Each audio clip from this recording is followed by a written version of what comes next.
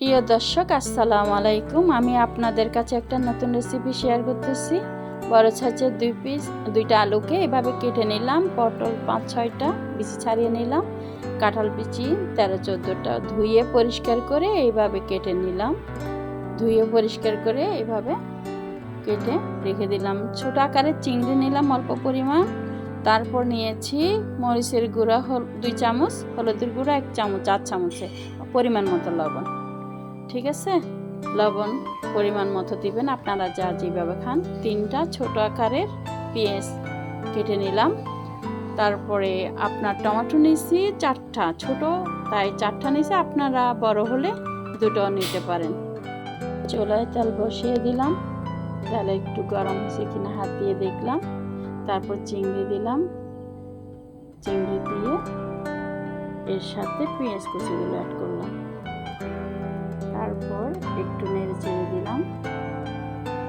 পেঁয়াজগুলো এভাবে নেড়ে চেড়ে পেঁয়াজগুলো চিংড়ির সাথে মিশিয়ে দিলাম। তারপর লবণ দিলাম। লবণ দেওয়াতে পেঁয়াজ চিংড়িগুলো একটু সফট হয়, প্লাস স্বাদটাও ওখানে ঢোকে।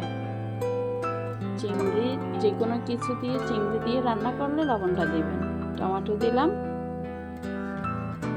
টমেটোগুলো দিয়ে আর একটু নেড়ে চেড়ে দিলাম। একটু নেড়ে চেড়ে দেওয়ার পরে মরিচ হলুদগুলো দিয়ে দিলাম। তারপর একটু কষিয়ে নিলাম। কিছুক্ষণ কষানোর পরে হালকা পানি দিলাম। আবার কিছুক্ষণ কষিয়ে নেব। কষিয়ে নেওয়ার পরে সবজিগুলো দিয়ে দেব এতে। তারপর আবার নেড়ে চেড়ে নেব। যত আপনি ভালো করে কষিয়ে নেবেন তখন সবজিগুলো স্বাদ হবে। অনেকক্ষণ কষিয়ে নিলাম, ঢাকনা দিয়ে দিলাম। তারপর এখানে অল্প পানি পরিমাণ মতো অ্যাড করে দিলাম। অ্যাড করে দেওয়ার পরে এইভাবে ঠিকঠাক করে ঢাকনা দিয়ে রেখে দেব। এবং সবজিগুলো সিদ্ধ হওয়া অবধি রেখে দেব।